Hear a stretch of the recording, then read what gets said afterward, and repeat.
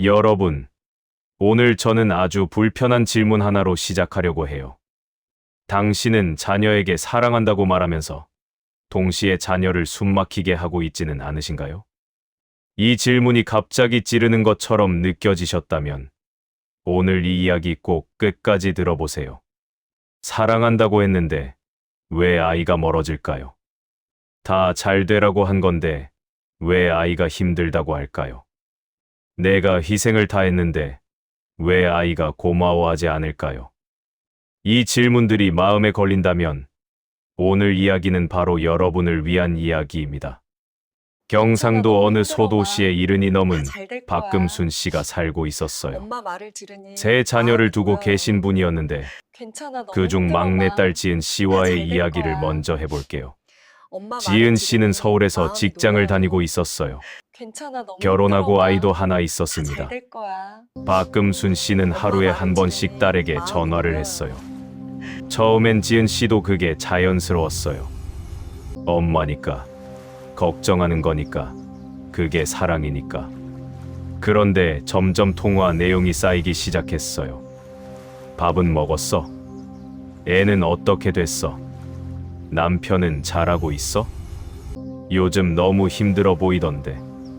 지난번에 내가 말한 대로 했어. 하루에 한 번이 두 번이 됐어요. 두 번이 세 번이 됐어요. 전화를 안 받으면 문자가 왔어요. 왜 전화 안 받아? 무슨 일 있어? 지은 씨는 직장에서 회의 중에도 엄마 전화를 받아야 한다는 압박을 느끼기 시작했어요. 받지 않으면 엄마가 걱정할 것 같아서요. 그리고 걱정하는 엄마를 보면 자신이 죄인이 된 것 같은 기분이 들어서요.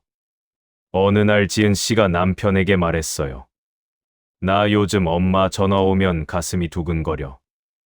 남편이 놀라서 물었어요. 두근거려. 반가워서? 지은 씨가 대답했어요. 아니, 무서워서. 여러분, 이 이야기에서 박금순 씨가 나쁜 엄마일까요? 절대 아니에요. 그분은 딸을 사랑하는 엄마예요. 그런데 그 사랑의 방식이 딸에게는 두려움이 됐습니다. 이게 오늘 이야기의 핵심이에요. 사랑은 있어요. 그런데 그 사랑이 상대방에게 어떻게 전달되느냐? 그게 문제입니다. 하몬 체크는 감정의 흐름을 추적하는 방식이에요. 어떤 행동이 나오기까지 그 아래에 어떤 생각과 믿음이 있는지 들여다보는 거예요. 박금순 씨의 하루에 3번 전화. 그 행동 아래에 무엇이 있었을까요? 딸이 잘 지내고 있는지 확인하고 싶다는 마음이 있어요. 그리고 그 마음 아래에는 이런 믿음이 있습니다. 내가 확인하지 않으면 뭔가 잘못될 수 있다. 내가 챙기지 않으면 딸이 힘들어진다. 나는 엄마니까 항상 딸 곁에 있어야 한다. 이 믿음들이 나쁜 건 아니에요. 하지만 이 믿음들이 행동으로 나올 때 딸의 입장에서는 어떻게 느껴질까요? 엄마는 내가 혼자 살아갈 수 있다고 믿지 않는구나. 엄마는 내 판단을 신뢰하지 않는구나. 나는 항상 엄마의 걱정을 해소해줘야 하는 역할이구나. 사랑은 있어요. 그런데 그 사랑이 전달하는 메시지는 나는 너를 믿지 않아가 되어버린 거예요. 이게 바로 사랑이라는 이름의 통제예요. 의도는 사랑인데 결과는 통제가 되는 것. 그리고 이 통제가 쌓이면 자녀는 부모로부터 멀어지기 시작합니다. 멀어지는 게 싫어서가 아니에요. 숨을 쉬기 위해서예요. 서울에 사는 70살 이재우 씨. 이분은 아들 민준 씨에게 평생 많은 것을 해줬어요. 대학도 좋은데 보내줬고, 결혼할 때 집도 마련해줬고, 사업 초창기에 자금도 됐어요. 이재우 씨는 그게 부모된 도리라고 생각했어요.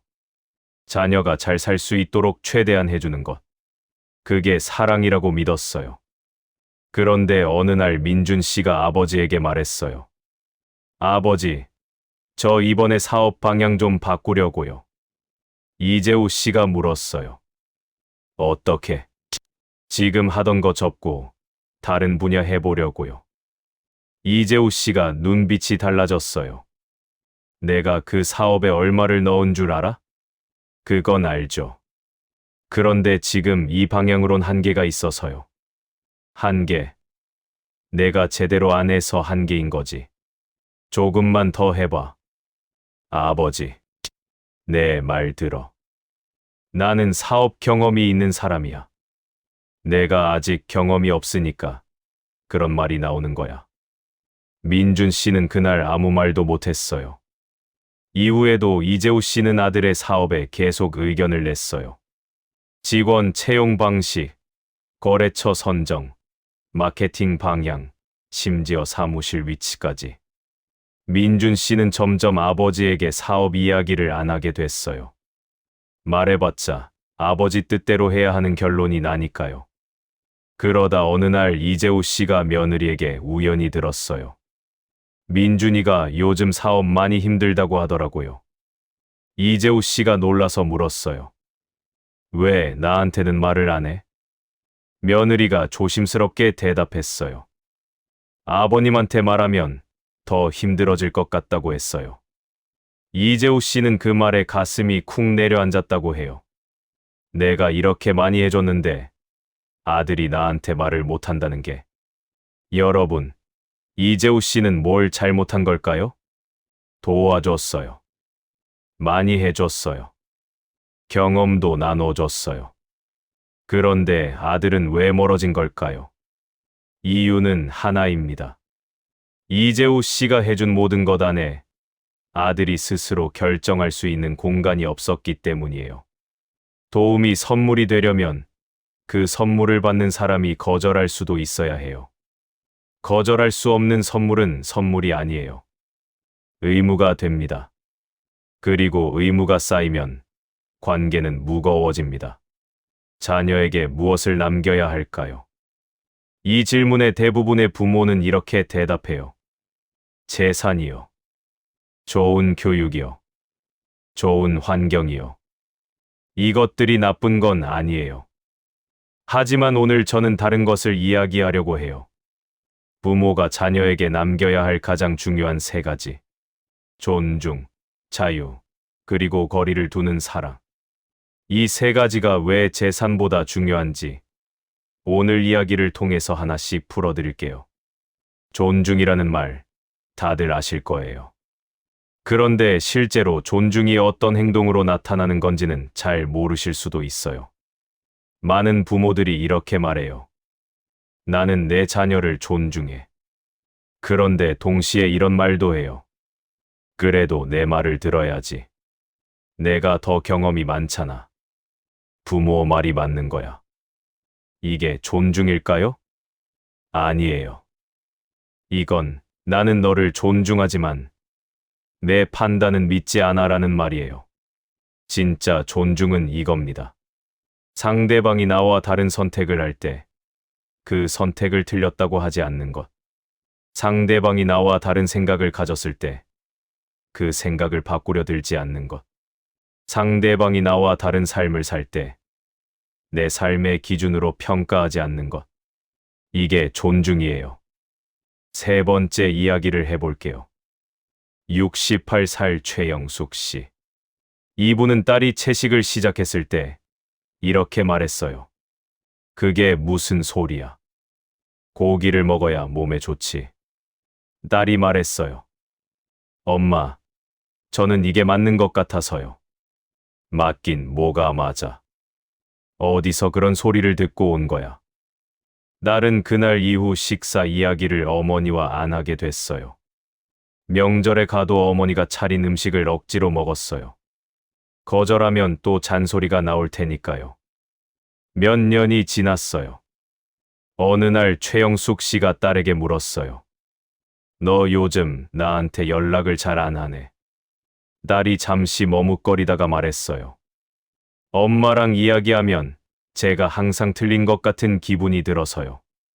최영숙 씨는 그 말을 듣고 한참 아무 말도 못했어요. 나는 그냥 걱정이 돼서 말한 건데. 나는 그냥 더 좋은 방법을 알려주고 싶었던 건데. 그게 딸에겐 너는 틀렸어로 들렸다는 게 중은 말로 하는 게 아니에요. 존중은 침묵으로도 하는 거예요. 말하고 싶은 걸 참는 것. 그건 아닌데 라는 말을 삼키는 것. 내가 더 잘 알아 라는 말을 입 밖으로 내지 않는 것. 이게 존중이에요.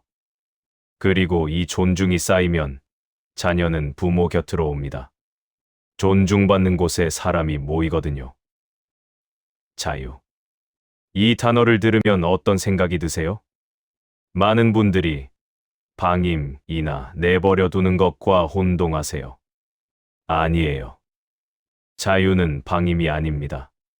자유는 이거예요. 나는 여기 있어. 내가 필요할 때 언제든지 와도 돼. 하지만 내 삶은 내가 사는 거야. 이게 자유를 주는 것이에요. 네 번째 이야기를 해볼게요. 72살 오병훈 씨. 이분은 아들 성민 씨가 해외 취업을 결정했을 때 이런 말을 했어요. 해외, 왜? 여기서 취업 못해서 가는 거야? 아들이 말했어요. 아니요, 아버지. 제가 원하는 분야가 거기가 더 기회가 많아서요. 가면 고생이야. 외국에서 혼자 어떻게 살아? 해볼게요. 엄마는 알아. 엄마도 힘들어 할 텐데. 이미 말씀드렸어요. 오병훈 씨는 아들이 떠나는 날까지 반대했어요. 공항에서도 못마땅한 표정이었어요. 아들이 출국장으로 들어가기 직전 아버지에게 말했어요. 아버지, 응원해 주시면 좋겠어요. 오병훈 씨는 그 말에 아무 대답도 못했어요. 아들이 들어가고 난 뒤 오병훈 씨는 공항 의자에 한참 앉아 있었어요. 응원해달라는 말. 그 말이 계속 머릿속에서 맴돌았어요. 나는 왜 응원을 못 해줬을까? 나는 왜 반대만 했을까? 아들이 선택한 길이 위험해서? 아니면 그 길이 내가 원하는 길이 아니어서? 오병훈 씨가 몇 달 후 아들과 통화했을 때 아들이 말했어요. 아버지, 저 여기서 잘 지내고 있어요. 그래. 힘들기도 한데요. 그래도 재미있어요. 아버지, 저 잘 결정한 것 같아요. 오병훈 씨는 그 말을 듣고 전화기를 쥔 손에 힘이 들어갔어요. 그리고 처음으로 말했어요. 잘 됐다. 짧은 두 마디였어요. 하지만 아들은 그 두 마디를 듣고 울었다고 해요. 아버지한테 처음으로 인정받은 것 같아서요. 자유를 준다는 것, 이렇게 어려운 일이에요. 내가 원하는 방향이 아닌 길을 가는 자녀를 보면서 가만히 있는 것. 그리고 그 자녀가 그 길에서 잘 되길 진심으로 바라는 것. 이게 자유를 주는 사랑이에요. 이게 쉽게 되는 게 아니에요. 이게 되려면 한 가지가 필요해요. 내 자녀의 삶은 내 것이 아니다 라는 걸 받아들이는 것. 이 말 많이 불편하시죠? 내가 낳고 내가 키웠는데 내 것이 아니라고? 맞아요. 낳고 키웠어요. 그런데 낳았다고 해서 그 사람의 삶이 내 것이 되는 건 아니에요. 자녀는 내가 낳은 사람이지만 내가 만들어야 하는 사람이 아니에요. 자녀는 이미 자기 삶을 사는 독립된 존재예요. 이걸 받아들이는 것, 그게 부모로서 해야 할 가장 어렵고도 중요한 일이에요. 하몬 체크 방식으로 이걸 들여다볼게요. 많은 부모가 자녀의 선택에 개입할 때 그 아래에 이런 믿음이 있어요. 자녀가 잘못되면 그건 내 책임이다. 내가 막지 않으면 자녀가 실패한다. 부모는 자녀를 보호해야 한다. 이 믿음들은 틀린 게 아니에요. 하지만 이 믿음들이 언제까지 적용돼야 하는 걸까요? 자녀가 5살일 때는 맞아요. 자녀가 10살일 때도 어느 정도 맞아요. 그런데 자녀가 30이 됐을 때도 40이 됐을 때도 이 믿음이 그대로 적용돼야 할까요? 30살 자녀의 결정을 부모가 막아야 할까요? 40살 자녀의 사업 방향을 부모가 바꿔야 할까요? 그렇지 않잖아요. 그런데 많은 부모가 자녀가 아무리 나이를 먹어도 그 믿음을 업데이트하지 않아요. 자녀를 보호해야 한다는 믿음이 자녀의 선택에 개입해야 한다는 행동으로 나오는 거예요. 그리고 그게 자녀에게는 통제가 됩니다. 이번엔 전혀 다른 이야기를 해볼게요. 70살 윤봉순 씨. 이분은 아들이 35살에 회사를 그만두고 작은 카페를 차리겠다고 했을 때 이렇게 말했어요. 그래. 어디에 차릴 거야? 아들이 놀랐어요. 반대할 줄 알았거든요. 아직 위치 보는 중이에요. 도움이 필요하면 말해. 정말요? 응. 내가 하고 싶은 거 하는 거잖아. 아들은 그날 집에 돌아가면서 울었다고 해요. 왜 울었는지 자기도 몰랐어요. 그냥 엄마한테 처음으로 믿음을 받은 것 같아서. 카페가 잘 됐을까요? 처음엔 힘들었어요. 6개월 동안 적자였어요. 그때 윤봉순 씨가 아들에게 한 말이 있어요. 힘들지? 네. 그래도 내가 선택한 거잖아. 네. 그럼 돼. 그 세 마디가 아들에게 버티는 힘이 됐다고 해요. 2년 후, 그 카페는 동네에서 유명한 카페가 됐어요. 아들이 어느 날 윤봉순 씨에게 말했어요. 엄마가 믿어줘서 버텼어요. 윤봉순 씨가 웃으면서 말했어요. 내가 아니라 내가 한 거야. 이 이야기에서 윤봉순 씨가 한 건 뭘까요? 돈을 준 게 아니에요. 조언을 준 게 아니에요. 믿음을 줬어요. 그리고 그 믿음이 자녀에게 가장 큰 자원이 됐습니다. 자, 이제 오늘 이야기의 가장 핵심으로 가볼게요. 거리를 두는 사랑. 이 말이 어색하게 들리시죠? 사랑인데 거리를 둔다고요? 거리를 두면 냉정한 거 아닌가요? 아니에요. 거리를 두는 사랑은 가장 성숙한 사랑이에요. 이게 무슨 뜻인지 설명해 드릴게요. 사랑에는 두 가지 방향이 있어요. 첫 번째는 가까워지려는 사랑이에요. 내가 곁에 있을게. 항상 함께 할게. 이건 자연스러운 사랑이에요. 두 번째는 놓아주는 사랑이에요. 내가 갈 곳이 있으면 가. 나는 여기 있을게. 이게 거리를 두는 사랑이에요. 첫 번째 사랑이 나쁜 게 아니에요. 하지만 첫 번째 사랑만 있으면 자녀가 숨막힙니다. 자녀가 성장하려면 부모로부터 어느 정도 분리되는 과정이 필요해요. 그 분리를 자연스럽게 허용하는 것, 그게 거리를 두는 사랑이에요. 6번째 이야기를 해볼게요. 65살 정순례 씨. 이분은 딸이 결혼하고 나서 처음엔 자주 찾아갔어요. 딸이 살림하는 걸 도와주고, 음식도 해주고, 손자도 봐주고. 딸은 처음엔 고마웠어요. 그런데 시간이 지나면서 조금 불편해졌어요. 어머니가 오시면 어머니 방식대로 집이 정리됐어요. 어머니가 오시면 어머니가 해주신 음식을 먹어야 했어요. 어머니가 오시면 어머니가 아이를 돌봐주셔서 딸은 옆에서 지켜보는 역할이 됐어요. 딸의 집인데 딸이 주인이 아닌 것 같은 느낌. 어느 날 딸이 남편에게 말했어요. 엄마가 오시면 나는 어디 가야 할 것 같아. 남편이 말했어요. 그럼 어머님한테 좀 말해봐. 딸이 말했어요. 어떻게 말해? 다 좋으라고 하시는 건데. 정순례 씨는 딸 집에 자주 가는 게 도움이 된다고 생각했어요. 그런데 딸이 경험한 건 달랐어요. 내 공간이 없어지는 느낌. 내 방식이 사라지는 느낌. 내가 내 집에서 손님이 된 느낌. 거리를 두는 사랑은 이런 순간에 필요해요. 내가 도움이 되고 싶지만 그 도움이 상대방의 공간을 침범하는 건 아닌지 스스로에게 물어보는 것. 내가 가야 할 때와 물러서야 할 때를 아는 것. 이게 거리를 두는 사랑이에요. 많은 분들이 거리를 두는 것을 관계가 나빠지는 것으로 오해해요. 아니에요. 오히려 반대예요. 거리가 있어야 그리움이 생겨요. 거리가 있어야 만남이 설레어요. 거리가 있어야 대화가 풍성해져요. 항상 붙어 있으면 할 이야기가 없어요. 항상 모든 것을 공유하면 서로에 대한 호기심이 없어져요. 적당한 거리는 관계를 숨막히게 하는 게 아니라 관계를 살아있게 만들어요. 7번째 이야기를 해볼게요. 75살 이명자 씨. 이분은 자녀가 셋인데 가장 사이가 좋은 자녀가 막내라고 해요.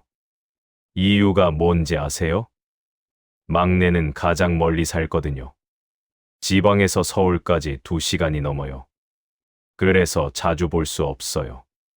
그런데 오히려 만날 때마다 반갑고 통화할 때마다 할 말이 많고 서로 걱정하는 마음이 더 크다고 해요. 반면 같은 동네에 사는 큰아들과는 자꾸 갈등이 생겨요.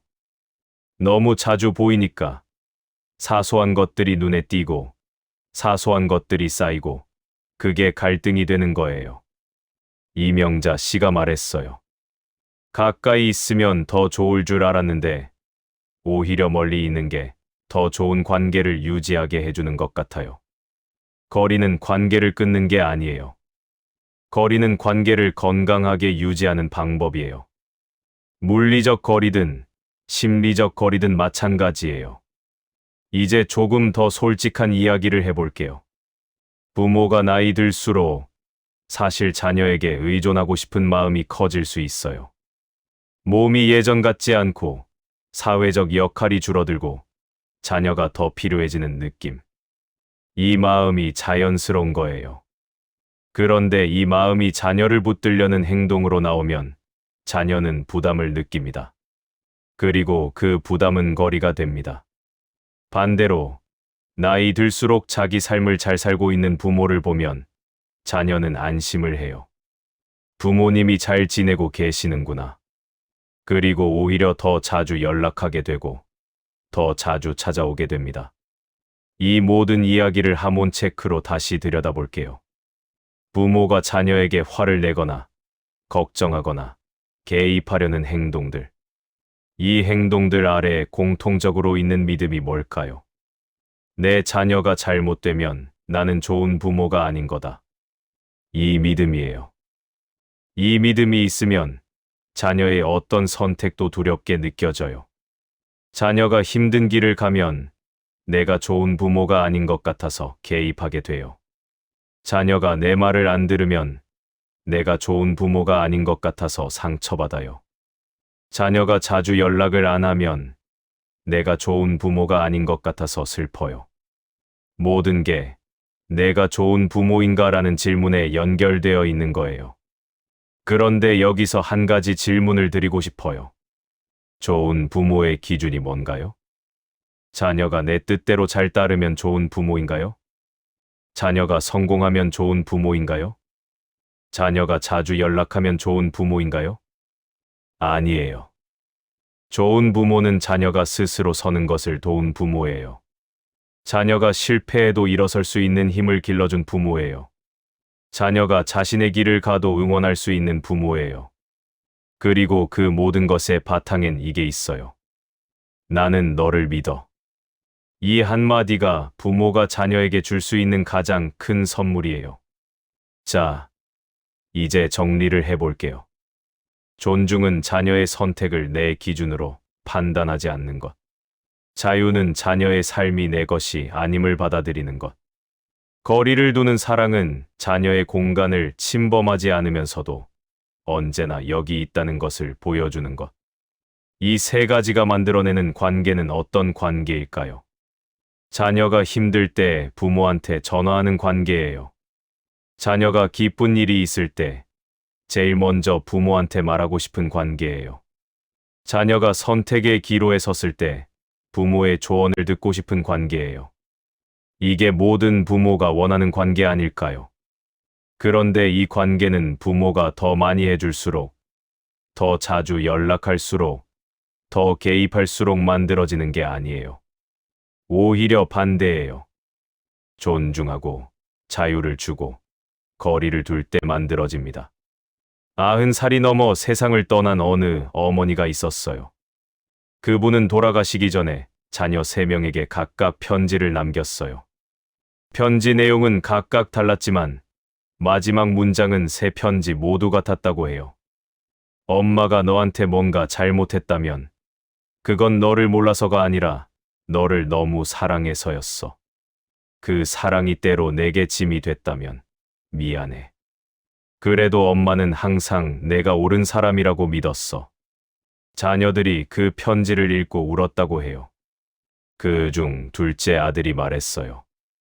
어머니한테 그 말을 살아 계실 때 들었어야 했는데.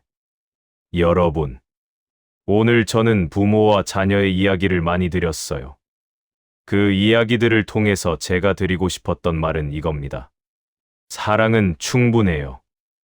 우리 부모들의 사랑은 충분히 크고 충분히 깊어요. 다만 그 사랑이 전달되는 방식이 달라져야 할 때가 있어요. 더 많이 해주는 사랑에서 더 잘 믿어주는 사랑으로, 더 자주 있어주는 사랑에서 더 잘 물러서주는 사랑으로. 이 변화가 쉽지 않다는 걸 알아요. 수십 년의 습관이고 수십 년의 방식이니까요. 하지만 이 변화가 시작되는 순간 관계가 달라집니다. 자녀가 달라지는 게 아니에요. 관계가 달라지는 거예요. 그리고 그 달라진 관계 안에서 부모도 자녀도 더 편하게 숨을 쉴 수 있어요. 오늘 이 이야기를 들으시고 마음에 걸리는 자녀가 있으신가요? 혹은 마음에 걸리는 순간이 있으신가요? 오늘은 딱 하나만 해보세요. 자녀에게 연락할 때 한 가지 말을 빼보세요. 내 말대로 해. 그건 안 되지. 왜 그렇게 해? 이 중에 하나만 빼고 연락해보세요. 그 대신 이렇게 말해보세요. 요즘 어떻게 지내? 그리고 들어보세요. 조언하지 말고, 평가하지 말고, 그냥 들어보세요. 그 한 번의 경험이 오늘 이야기의 시작이 될 거예요. 부모가 남겨야 할 건 재산도, 집도, 조언도 아니에요. 존중과 자유, 그리고 거리를 두는 사랑이에요. 그리고 그 사랑은 오늘 이 순간부터 시작할 수 있습니다. 오늘도 끝까지 봐주셔서 감사합니다. 나미 아미타불 관세음보살.